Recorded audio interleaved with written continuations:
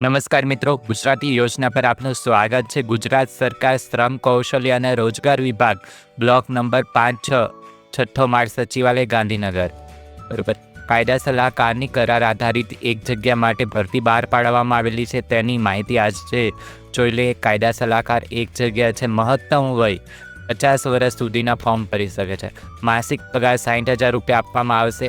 લાયકાત અને અનુભવની વાત કરીએ તો માન્ય યુનિવર્સિટીની કાયદાના સ્નાતકની પદવી LLB મેળવેલી હોવી જોઈએ। વકીલાતની કામગીરીનો લઘુત્તમ 5 વર્ષનો અનુભવ, તે પૈકી નામદાર હાઈકોર્ટમાં ઓછામાં ઓછો 3 વર્ષની વકીલાતનો અનુભવ અથવા સરકારી વિભાગો અને વિભાગીય કચેરીઓમાં સરકાર વતી નામદાર સુપ્રીમ કોર્ટ, હાઈકોર્ટ બચાવની કામગીરીનો 3 વર્ષનો અનુભવ, CCC કક્ષાનું કોમ્પ્યુટરનું જ્ઞાન આવશ્યક માંગેલું છે। અન્ય વિગતોની જો વાત કરીએ તો ગુજરાતી અને અંગ્રેજી બંને ભાષા પરનું પ્રભુત્વ ઇચ્છનીય છે। બાર કાઉન્સિલ ઓફ ગુજરાત તથા બાર કાઉન્સિલ ઓફ ઇન્ડિયામાં એનરોલમેન્ટ હોવું ફરજિયાત છે।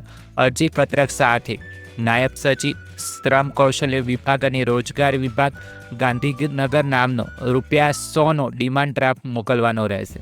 સંપૂર્ણ વિગત સાથે ભરાયેલ અરજી પત્રક જરૂરી પ્રમાણપત્રોની નકલ સાથે જાહેરાત પ્રસિદ્ધ થયા તારીખથી 15 દિવસ સુધીમાં મળે તે રીતે નાયબ સચિવ શ્રી, મહેકમ શ્રમ કૌશલ્ય વિકાસ અને રોજગાર વિભાગ, સચિવાલય બ્લોક નંબર 5 અને છઠ્ઠો માળ, સરદાર ભવન, ગાંધીનગરના નામે મોકલી આપવાનો રહેશે।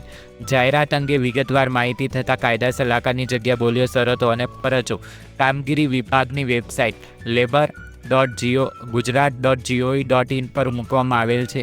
આ PDF આપણી ડિસ્ક્રિપ્શનમાં પણ મૂકવામાં આવેલી છે, ત્યાંથી પણ આને તમે ડાઉનલોડ કરી શકો છો।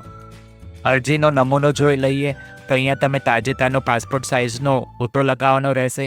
અહીંયા તમારે અટક લખવાની પહેલાં રહેશે, પછી નામ અને પછી પિતા કે પતિનું જે નામ હોય તે લખવાનું રહેશે। સરનામું, મોબાઈલ નંબર, જન્મ તારીખ, ઉંમર જાહેર પ્રસિદ્ધ થયાની તારીખથી ગણવાની રહેશે।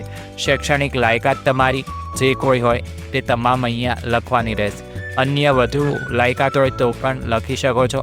બાર કાઉન્સિલ ઓફ ગુજરાત અને બાર કાઉન્સિલ ઓફ ઇન્ડિયામાં રજિસ્ટ્રેશન કરાવ્યાની તારીખ અહીંયા લખવાની રહેશે। અનુભવ અહીંયા લખવાનો રહેશે।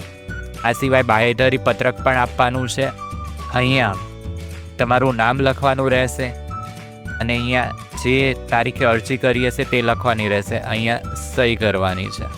આ સિવાય કાયદા સલાહકારની બીજી વિશેષ શરતો છે તે તમે આ વિડીયોમાં જોઈ શકો છો।